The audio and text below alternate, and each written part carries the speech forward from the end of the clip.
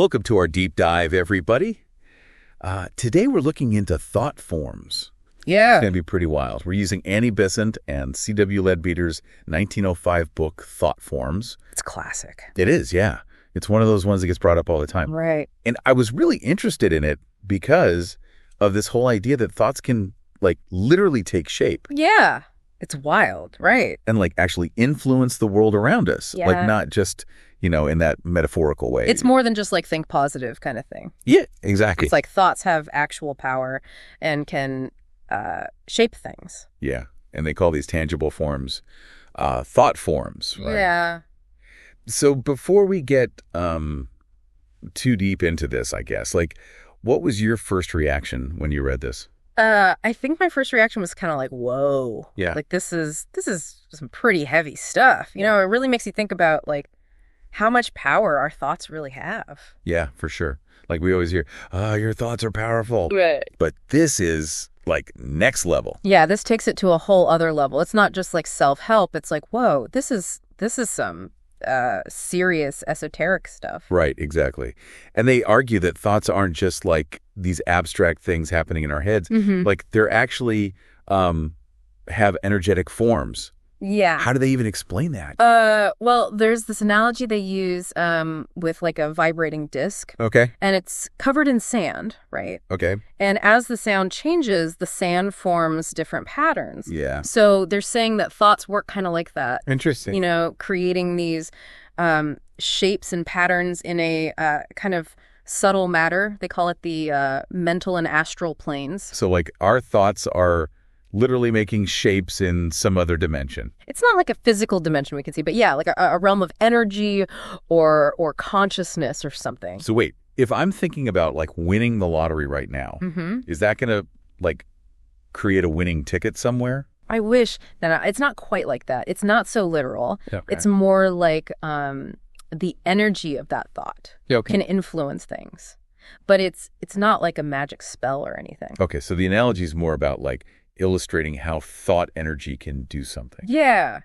Create forms and structures, but it's beyond our normal perception. So we can't see it. Right. We don't usually see it. Okay, that makes more sense. Yeah. But then if these thought forms exist on some other plane, Mm-hmm. how do they actually impact our real lives, in the physical world? Well, they have they can affect things like our moods. Okay. Or even the kind of experiences we attract. Okay. It can be subtle, but it's real. They're kind of invisible forces that are shaping things behind the scenes. So it's when you walk into a room and you can just feel the vibe, Yeah. whether it's positive or negative. That's a great example. It could totally be thought forms. Really? Lingering energy from the people who were there before. Or even the thoughts of the people who are there now. So we're constantly surrounded by thought forms. Yeah. Pretty much. Our own and other people's. And we're interacting with them all the time, even if we don't realize it. That's kind of a lot to take in, right? It is. It's suddenly we're all connected in this invisible web of thoughts. Exactly. Okay, so one thing I'm really curious about is this connection they made between colors and emotions. Oh, yeah. That's one of the most interesting parts. Yeah. They said that different thought forms have actual colors based on the emotions behind them, right? Right. And they even observe that selfishness tends to be murky brown. Oh, interesting. It's the thought forms are literally reflecting the quality of the thought or feeling, Yeah, that makes sense. If I think of anger, I definitely picture red. Exactly. Huh. And love and compassion, they often saw as gentle blues and pinks. Really beautiful, actually. So if I'm sending love to someone, that's actually creating a blue and pink shape that goes out to them. Something like that, yeah. It's more than just a feeling. It's actually creating something. Wow. So the more, clear and focused our thoughts are, Mm-hmm. the more vibrant the colors of those thought forms. That's what they observed, yeah. It's the energy is more concentrated. Okay. So does that mean that if I'm trying to manifest something Yeah. and I'm really visualizing it clearly, that I'm basically creating a stronger thought form to help make it happen? That's the idea. Wow. So affirmations and visualizations, Mm-hmm. could they be tapping into this whether people realize it or not. I think so, yeah. It definitely aligns with what Besant and Leadbeater were saying about the power of visualization. They said it like imprints the thought more deeply into that subtle matter. Okay, so it's not just positive thinking. It's like actively using our thoughts and emotions to create these forms.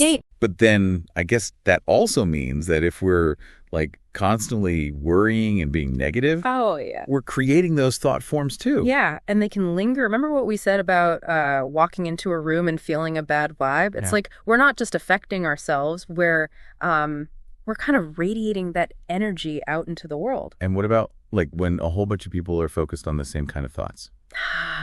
That's where things get really interesting. We're talking about the collective unconscious now. Right, and that's what we're going to delve into next time. Yeah, it's a whole other level of thought forms where everyone's thoughts are kind of mixing and merging. Wow.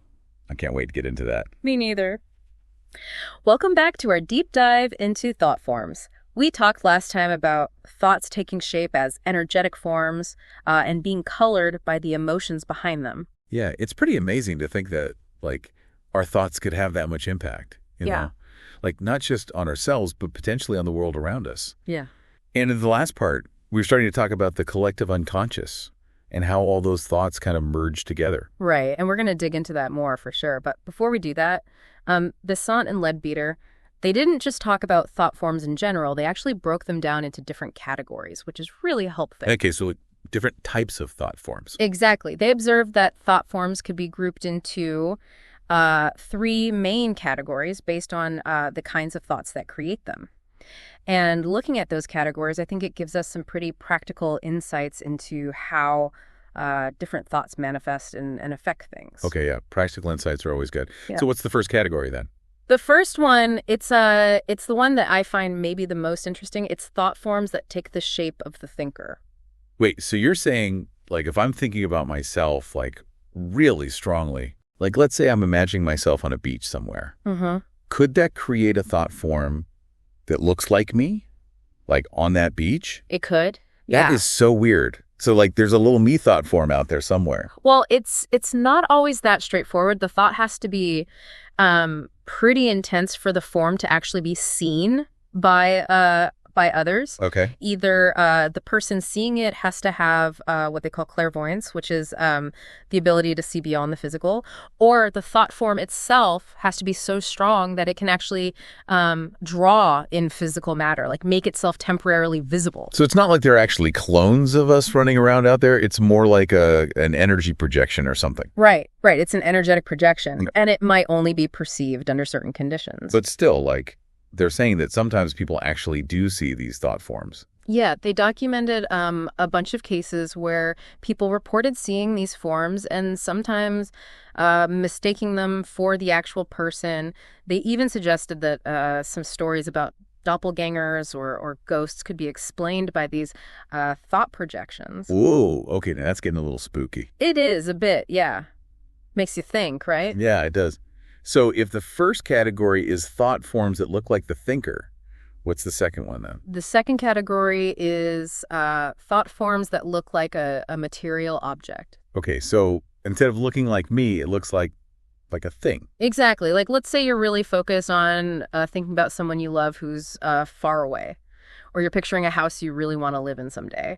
Besant and Leadbeater would say you're creating thought forms that resemble that person or that house. So every time we're like really concentrating on something, we're creating a kind of energetic copy of it. That's a good way to think about it. Yeah. Like a blueprint in the subtle realm. And it goes for our imagination too. Like, think about artists, writers, musicians. They're basically building these thought forms in their minds and then projecting them outward, giving them form, in their art or their writing or music. So like the creative process is actually like tapping into these energy patterns and bringing them into the physical world. That's a really interesting way to look at it, yeah. And there are even stories about some novelists who felt like their characters took on a life of their own while they were writing. Really? Almost like the thought forms were so strong they started to influence the writer. Okay, that is a little freaky. Yeah, it's kind of a mind-blowing idea, like how much of what we create is really coming from us and how much is coming from these energetic forms that we're interacting with. Right, yeah, that's a big question. So we have thought forms that look like us, thought forms that look like objects. What's the third category then? This is where it gets really cool.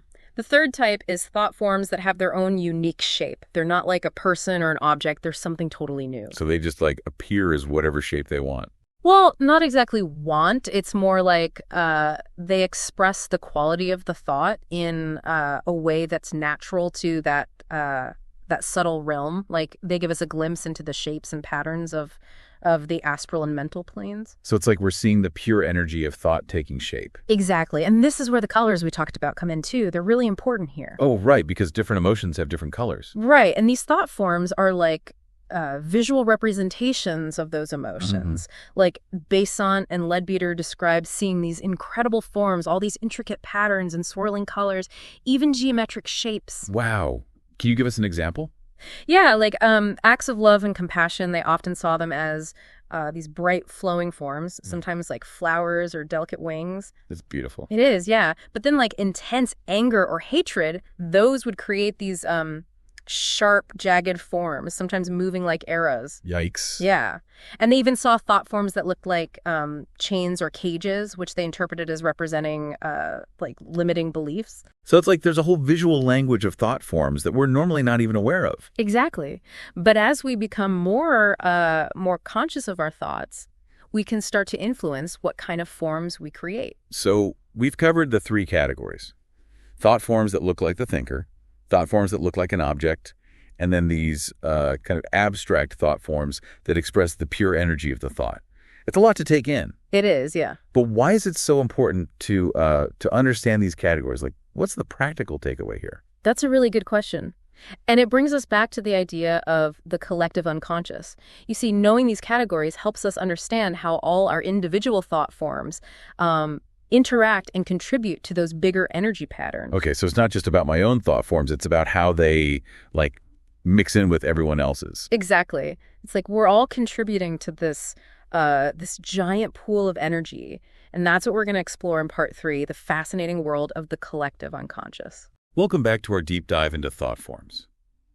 So last time we were talking about how our thoughts can literally create these, like, energetic shapes. And how Besant and Leadbeater, they actually categorize them, like based on the kind of thought. Yeah, they broke them down into those 3 main types, which was really helpful for understanding how different thoughts can, manifest in different ways. Right, exactly. And I think the thing that's been like really on my mind since the last part is this idea of the collective unconscious. You know, like how all of our individual thought forms are kind of swirling around together in this big soup of energy. Yeah, it's a pretty mind-blowing concept, right? Like it's not just about our own personal thoughts. It's about how those thoughts interact with everyone else's. Right. And Besant and Leadbeater, they really dove into that idea, didn't they? Like they said that the collective unconscious, it's more than just a random collection of thoughts. It's like an active force that can shape trends, culture, even like global events. Yeah, they really emphasize that point. And it's kind of a daunting thought, isn't it? Like we're all contributing to this giant pool of energy, whether we realize it or not. It's like, you know that saying, we're all connected.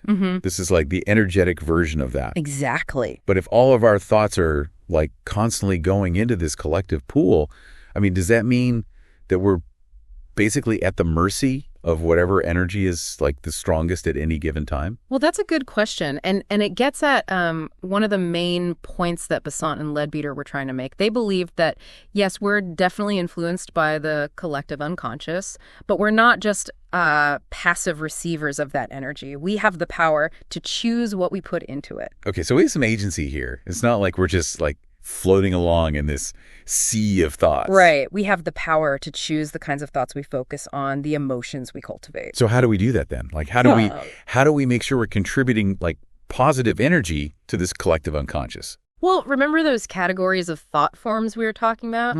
That's where it becomes really important.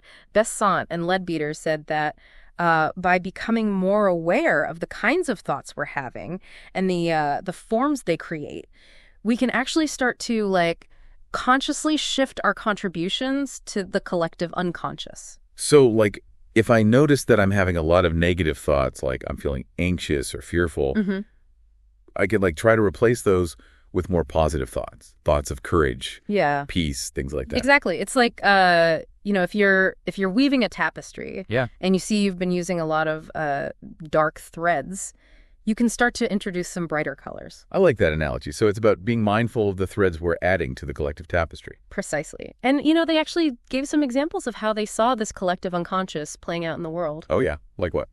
Well, they talked about how during times of widespread fear and anxiety, like let's say there's a war or an economic crisis, they observed that those feelings could create really powerful thought forms that kind of like fed into the collective anxiety, making it even harder for people to feel hopeful. So it's like a negative feedback loop. Yeah, exactly.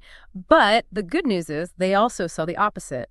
They saw that during times of optimism and cooperation, people could generate these incredibly powerful thought forms that promoted peace and creativity and progress. So like the collective energy can actually be a force for good. Absolutely. And Besant and Leadbeater, they believed that this kind of collective transformation, it wasn't just possible, it was actually essential for the evolution of humanity.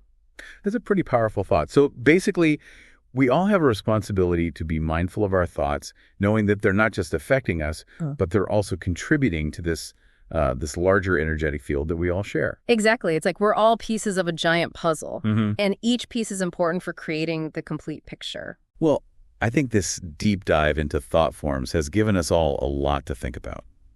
It's definitely made me more aware of the power of my own thoughts and how they might be impacting the world around me. Me too.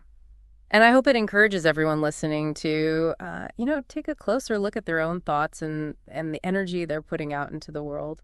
Because ultimately, we all have the power to create a more positive and harmonious reality, both for ourselves and for everyone else. Couldn't have said it better myself. Thanks for joining me for this deep dive. It was my pleasure.